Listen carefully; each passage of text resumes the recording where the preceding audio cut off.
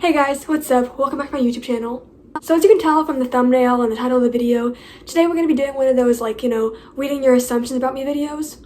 This was a trend that was really alive and active last year, but it's starting to come back a little bit, which I'm really excited for because I honestly love this idea. I always want to know what people look at me and think. I don't think most people have an opinion on me because I don't really talk to a lot of people, but I want to know what you look at me and think about me automatically. You know? So I asked you guys to comment down some assumptions about me on my last video, and you guys didn't send enough, so I had to get some of these from outside sources. Some of these are from YouTube and some of these are from other places. But nevertheless, I'll reply to all of them. So without further ado, let's get into it, shall we? Oh, and bring some water because it's about to get spicy. Wait, does water help with spiciness, or is that like milk, or... You are human.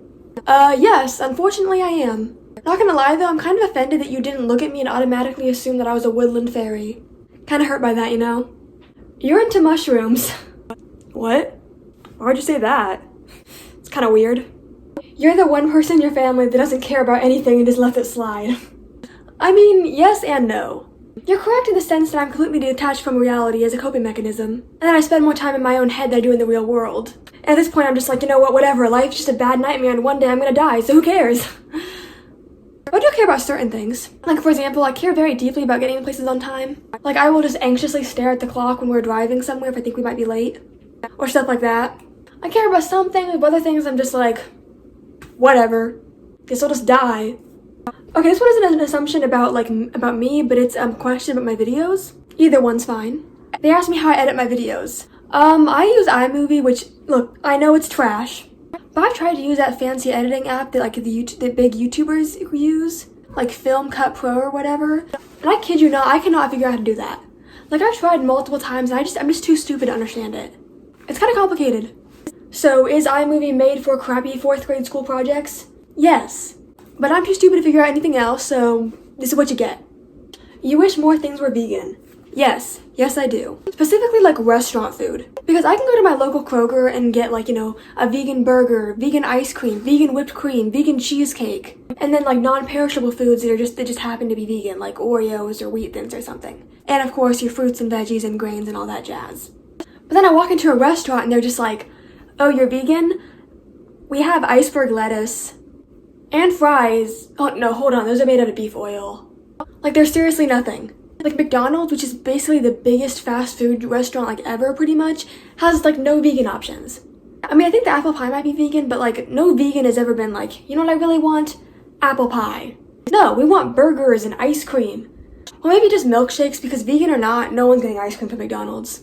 Not with that janky machine. But yeah, restaurants need more vegan options. Because I hate having to order a veggie burger with no bun because the bun has milk in it for some reason. Or salad because I like salad, but iceberg lettuce and croutons is not a salad. Just saying. But yes, more vegan options please. You're secretly outgoing and have a lot of opinions. I mean, I'm an introvert, but to an extent. I'm more outgoing with people that I know. If I don't really know you, then you probably won't hear a single word from me. My entire first season of cross country, I sat myself and I didn't say a word to anybody. I have 2 friends and I only text one of them. And I haven't had a sleepover since 8th grade. I'm just kinda lonely. But I do have a lot of opinions. That's why I made a commentary channel. So I can just rant angrily online to a bunch of strangers about my opinions. Shut up, it's a very healthy coping mechanism. Anyways. You used to watch Dan and Phil in 2014. No, I actually did not. Back in 2014, I was 9, and I was still watching the most random YouTube videos ever since I didn't really understand what the platform was. Funny story, when I was a kid, my mom showed my sisters and I Twilight. I think I watched the first Twilight movie when I was 4. I have a distinct memory of it. I grew up watching the movies, and when Breaking Dawn Part 1 and 2 came out, my entire family went on a little trip to a fancy theater nearby, and we all watched it together. So I watched a lot of the movies, and when I was 9, Breaking Dawn Part 1 had come out, and so I was looking up clips of the movie on YouTube, because I thought it was just so cool or something. My standards were quite low back then. So one of the clips I stumbled upon was called Breaking Dawn Part 1 Sex Scene. You probably know where this is going. So me being 9 years old, I had no idea what that meant. I had never heard the word sex before, and I honestly, when I read it, I thought they misspelled the word sexy. That was my genuine thought. But it was just a clip that I hadn't seen yet, because when I watched these movies, my mom would either like skip the scenes, or if we were in the theater, she'd probably just cover my eyes or something. You know, because she couldn't just not bring her 9-year-old child to a Twilight movie. It was essential to my development. This definitely was, at least. So I clicked on the clip, thinking nothing of it, and I remember just being so confused as I watched it. Like, I stopped watching it right when Edward, like, ripped off Bella's shirt or something, because I was just like, what? But I was just, like, so confused as to what I was seeing. I would, like, come back to that clip and just rewatch it, stopping at that same point, because, like, I was curious as to what they were doing, but I was also too scared to, like, move on. But, of course, my parents didn't monitor my search history or watch history or, like, anything I looked at online. So they had no idea I was watching this. So yeah, that was my first and only sex education, basically. That was also the closest to watching porn that I've ever been and will ever be. I am traumatized. But no, I didn't watch Dan and Phil. I just watched Bella and Edward having sex in complete and total confusion as to what they were doing. Moving on. You're secretly a walrus. No, that's even worse than being a human. I will accept being called, like, you know, a woodland fairy or a water nymph, or maybe even a demigod, but only if I'm the daughter of Artemis and I'm in her hunt. Imagine just, like, roaming around the woods with a bunch of girls. Forever. That would be a dream. I wish. That got really off topic. You're loud and obnoxious and have the personality of a 5-year-old. Wow, thanks. For the loud and obnoxious part, it honestly just depends. I'm really quiet most of the time, but if I know you, I'll probably be loud around you. I'm more outgoing and talkative around people that I know, obviously. Or to strangers on the internet, because I can't actually see you judging me. And as for having the personality of a 5-year-old, kinda. I mean, I talk about a lot of, like, relatively mature topics on the internet, but I also enjoy coloring, and I also wear sparkles on my face for makeup. So yeah, kinda. You're a bottom. You know what? Yeah, I am a bottom. And what about it? I don't have a single dominant bone in my body. I wait until the other person to stop typing before I text them back. And my favorite King Princess song is Hit the Back. And that's okay. Bottoms get so much hate on the internet, people making fun of us and whatnot. But listen here, tops, what would you do without us? Without bottoms, who would be here to tease you and, you know, talk back to you and get you all riled up? Without bottoms, who would you slam against a wall in a consensual manner? Without bottoms, you wouldn't be tops. Thank you for listening to my TED Talk.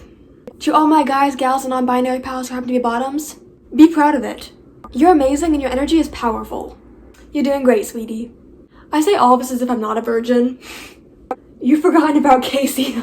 Oh my gosh, I remember that. Okay, so story time. So summer before 9th grade, I was at a fair with my family. Back when those weren't a public safety hazard. I mean, the deep fried Oreos probably were, but you know.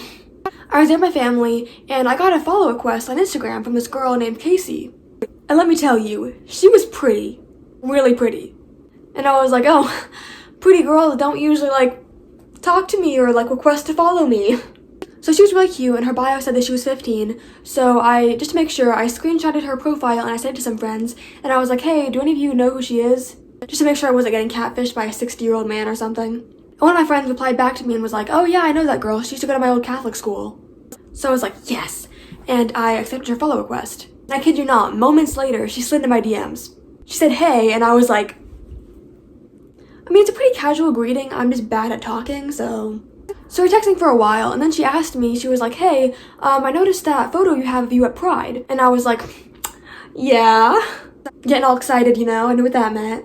And she asked me if I was an ally, and I was like, oh no, I'm gay. And she said that she was too, so I was like, and then she was like, hey, you're really pretty. And I was like, oh, thank you. So she was calling me pretty, and she was making like all these little suggestive emojis. I'm talking the hard eye emoji, and you know, that like tongue emoji. It's getting spicy. So I was just over here in gay panic mode, just screaming internally. We talked for like a day or so, but then it kind of started to get a little bit weird. But soon she was asking me to like meet up and stuff, like after like a day of talking. Which I wasn't really comfortable with, because I was like, girl, like all I know about you is that your dad's a photographer, and you like Panic at the Disco. I don't want to sneak out and meet up with you. Because I mean, I knew that my mom would never let me, so if I wanted to, I'd have to come up with a lie, or like ask my dad or something. But we eventually stopped talking because I can't flirt to save my life. But no, I haven't really forgotten, because the only two people who have ever flirted with me was her and a 27-year-old man when I was 12. So I don't have a lot of experience here. Anyways, that's all the assumptions I have from you guys today. Thank you for sending in some assumptions. This was really fun. We should do it again sometime, because I just love talking about myself, you know? But thank you guys for watching this video, and I hope you have a happy New Year's Eve, because that's what it is when I'm filming this. I don't know if it'll be New Year's Eve when I'm sending it out, so I don't know. But yeah, have a happy day, whatever day it is. And I will see you guys next time. Stay safe, y'all.